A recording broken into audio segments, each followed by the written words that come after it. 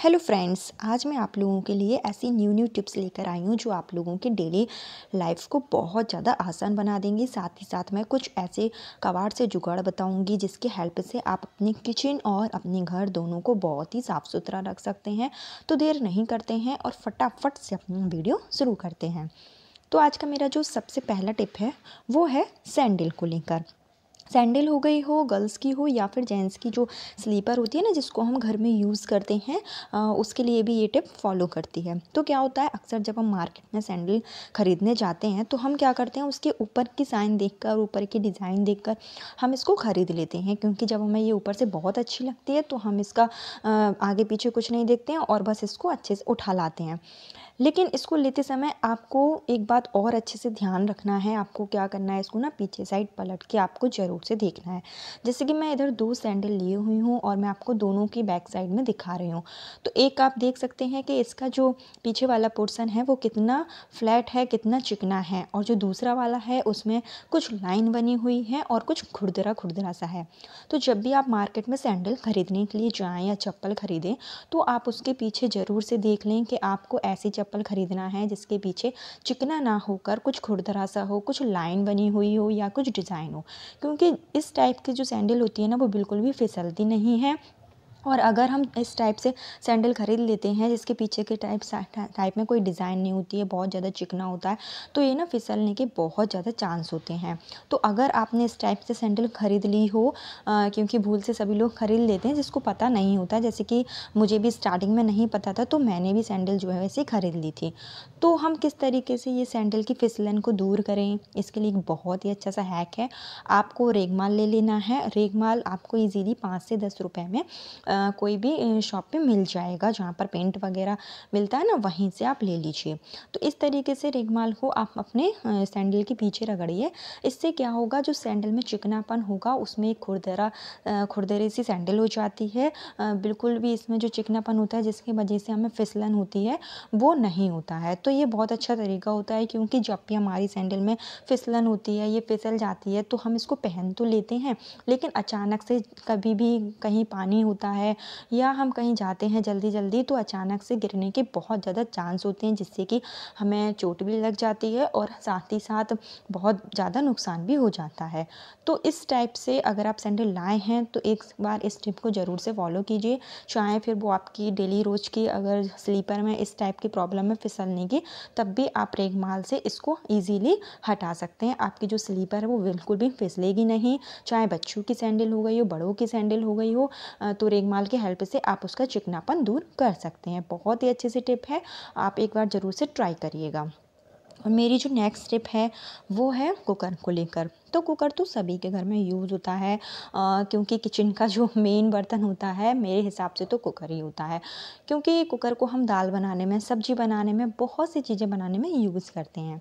लेकिन सभी लोगों के साथ एक प्रॉब्लम होती है कि जब भी हम कुकर में खाना बनाते हैं तो इसका जो ऊपर का ढक्कन होता है वो बहुत जल्दी गंदा हो जाता है। इसके ऊपर जो भी, जैसे हम दाल वगैरह बनाते हैं तो इसके ऊपर ना एक पानी सा आ जाता है, जिसकी वजह से जो हल्दी के दाग होते हैं वो ढक्कन पे लग जाते हैं, जो कि ना मिटाए नहीं मिटते हैं और जिसको धोने के लिए हमें बहुत ज़्यादा मेहनत करनी होती है। तो इधर मैं सिंपल सी दाल बनाने जा रही थी जिसमें मैंने सब कुछ डाल दिया है जो भी हम दाल में डालते हैं, और उसके बाद हम एक छोटा सा टिप मैं आपको बताती हूँ कि जिसकी वजह से आपकी जो भी प्रॉब्लम है ना ढक्कन ख़राब होने की, वो बिल्कुल भी नहीं होगी। तो इधर आप कोई भी तेल ले लीजिए जो भी आप किचन में यूज़ करते हो। मैंने सरसों का तेल ही लिया है, और सरसों का तेल आप इस तरीके से ना ढक्कन के चारों साइड में अच्छे से लगा दीजिए। आप इसके एक पॉइंट में, जहाँ भी इसका जो सरफेस है, जहाँ आपको लगता है कि जो सीटी है वो की वजह से पानी आता है और हमारा जो ढक्कन है वो ख़राब हो जाता है, तो इस तरीके से आप सीटी को खोल कर भी अच्छे से तेल की कोटिंग कर दीजिए। पूरे साइड में आपको अच्छे से तेल जो है वो लगा लेना है। इससे क्या होगा, आपकी जो कुकर का जो ढक्कन है ना, मतलब इसमें पानी आएगा ही नहीं, और अगर आता भी है तो बिल्कुल माइनर आता है, मतलब बिल्कुल थोड़ा सा आएगा, जिससे कि आपका जो कुकर का ढक्कन है वो बिल्कुल भी ख़राब नहीं होगा। और अगर आपका पानी से कुकर का ढक्कन ख़राब भी हो जाएगा ना, तो जो तेल होता है इसके वजह से आपको धोने में बिल्कुल भी परेशानी नहीं होगी। बहुत ही ईजी तरीके से आपका जो कुकर का ढक्कन है वो साफ़ हो जाएगा। तो अभी मैं आपको ट्राई करके भी दिखाती हूँ। तो अभी हम थोड़ा सा वेट करते हैं जब तक कि इसमें जो है सीटी नहीं आ जाती है। तो सीटी आने के बाद आप खुद देखेंगे कि जो ढक्कन है इसमें बिल्कुल भी पानी नहीं आया है, बिल्कुल भी हमारा जो ढक्कन है वो ख़राब नहीं होता है। तो आप इंडक्शन पे चढ़ाइए या गैस पर चढ़ाइए, तो बस मेरी सीटी आ गई है और आप देख सकते हैं कि इसमें पानी तो आया है लेकिन बिल्कुल ना के बराबर।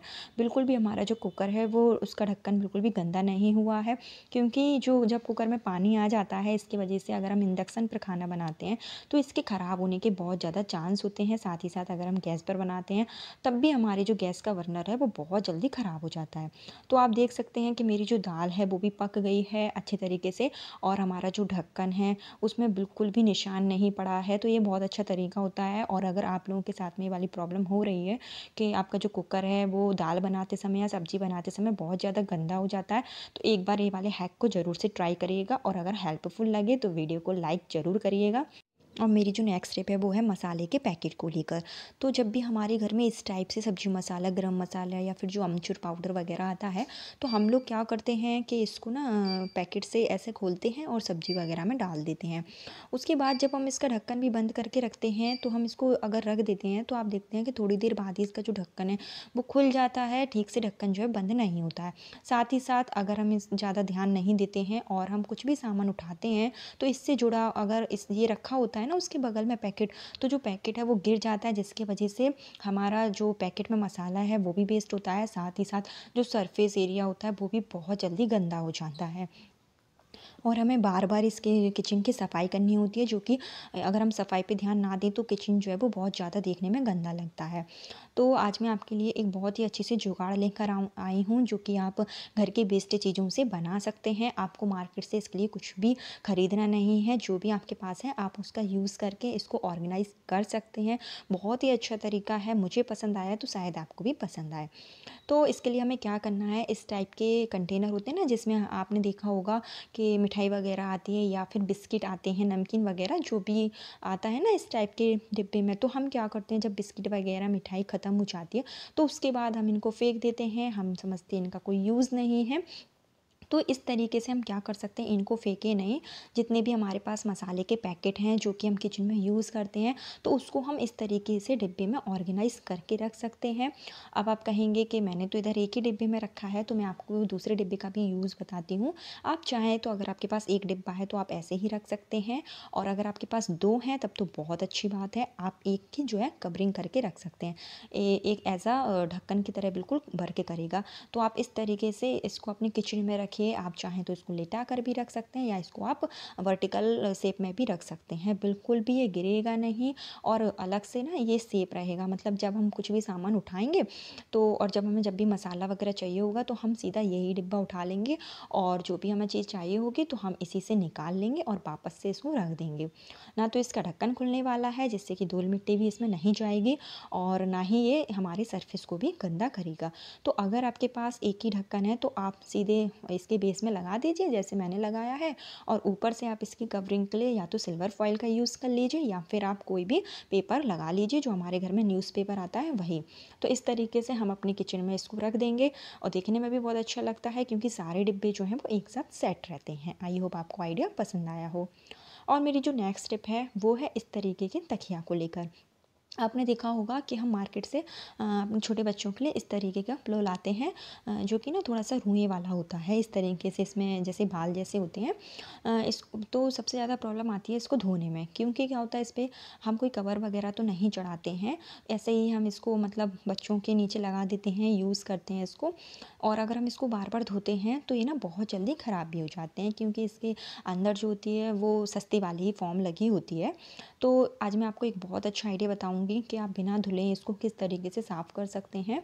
उसके लिए हमें क्या करना है, एक कंघी आप ले लीजिए और उसमें आप लगा लीजिए टेल्कम पाउडर, जो भी पाउडर आप यूज़ करते हो उसको आप कंघी में इस तरीके से अच्छे से फिल कर लीजिए, और थोड़ा सा एक्स्ट्रा पाउडर हो उसको आप अच्छे से झड़ा लीजिए, और इस तरीके से आप तकिया की एक तरीके से कंघी कर दीजिए जैसे कि आप वीडियो में देख रहे हैं। इससे क्या होगा, जो भी तकिया में मॉइस्चर होता है, क्योंकि जब बच्चे सोते हैं तो तेल वगैरह, जो बच्चों को वैसे तेल ज़्यादा लगाते हैं हम लोग, तो जो तेल होता है वो तकिया पे चिपक जाता है, जिसकी वजह से तकिया बहुत ज़्यादा स्मेल भी करने लगता है और गंदा सा भी लगता है।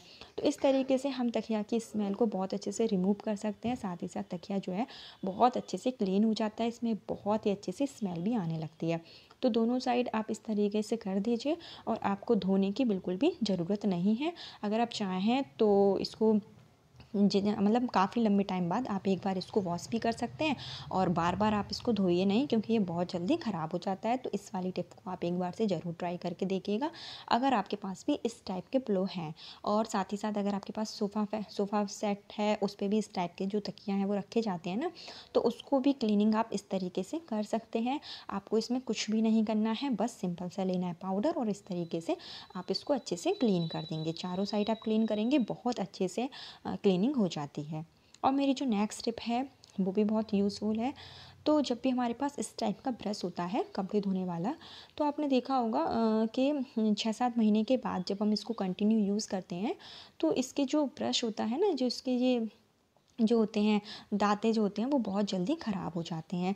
ये ना ऊपर नीचे हो जाते हैं और टेढ़े मेढ़े से हो जाते हैं, जिसकी वजह से जब हम इससे कोई कपड़ा वगैरह धोते हैं तो वो अच्छे से क्लीनिंग प्रोसेस नहीं कर पाता है, क्योंकि ये मुड़ जाता है। और जब काफ़ी पुराना हो जाता है तो हम क्या करते हैं, इसको हटा देते हैं। हम समझते हैं ये ख़राब हो गया, इसको फेंक देते हैं और मार्केट से दूसरा ख़रीद कर लाते हैं। तो इसको फेंकिए नहीं, इसका मैं बहुत ही अच्छा से आपको यूज़ बताऊँगी। अगर आप इसको फेंकने वाले हैं तो आप क्या कीजिए, आपके पास जो भी कॉम्ब हो जिसको आप और घर में रखते हैं यूज़ करने के लिए, तो आप उसको क्या कीजिए, इस तरीके से ऑर्गेनाइज़ कर दीजिए। जितनी भी आपके पास कंघी होगी इसमें अच्छे से सेट हो जाएगी, देखने में भी बहुत अच्छी लगती है। इसको आप अपने ड्रेसिंग टेबल पे रख दीजिए। एक तो हमारी जो कंघी है वो गंदी नहीं होगी, क्योंकि हम इसके इस साइड से रखते हैं तो जिससे कि धूल मिट्टी होती है वो हमारी जो कंघी होती है उस पर पड़ नहीं पाती है, क्योंकि इसके जो दांत होते हैं ना वो नीचे के साइड में होते हैं। तो इस तरीके से आप ऑर्गेनाइज़ करके इसको रख दीजिए, जैसे भी आप इसको रखना चाहते हैं। और अगर आप इसको यूज़ में लाना चाहते हैं, दोबारा से आप चाहते हैं कि नहीं हम इससे कोई यूज़ में ला सकते हैं, तो उसके लिए एक बहुत ही अच्छी सी टिप है। आपको कैंची लेना है और जहाँ भी आपको लगता है तो आप इस तरीके से इसकी कटिंग कर लीजिए। जहाँ भी आपको लगता है कि ये थोड़ा सा ऊँचा नीचा है तो इस तरीके से आप इसको सेट कर सकते हैं। तो बहुत अच्छा तरीका होता है। आप बेकार चीज़ को 2 तरीके से यूज़ कर सकते हैं। अगर आप इसको ऑर्गेनाइज़र बनाना चाहते हैं तो ऑर्गेनाइज़र बना लीजिए, या फिर आप इसको अपने दोबारा से कपड़े धोने के लिए यूज़ कर सकते हैं। आप इससे कपड़े धोएंगे ना तो आपके जो कपड़े हैं वो बहुत ज़्यादा साफ़ होंगे। तो इस टाइप के आपके साथ भी अगर प्रॉब्लम हो तो एक बार आप भी ये वाले हैक को ज़रूर से ट्राई करिएगा। और कैसी लगी आपको आज की मेरी टिप्स कमेंट्स करके ज़रूर बताइएगा। चैनल पर नए हैं तो वीडियो को लाइक और सब्सक्राइब किए बिना बिल्कुल भी मत जाइए। कल फिर मिलती हूँ नए टिप्स एंड ट्रिक के साथ। जब तक के लिए बाय बाय।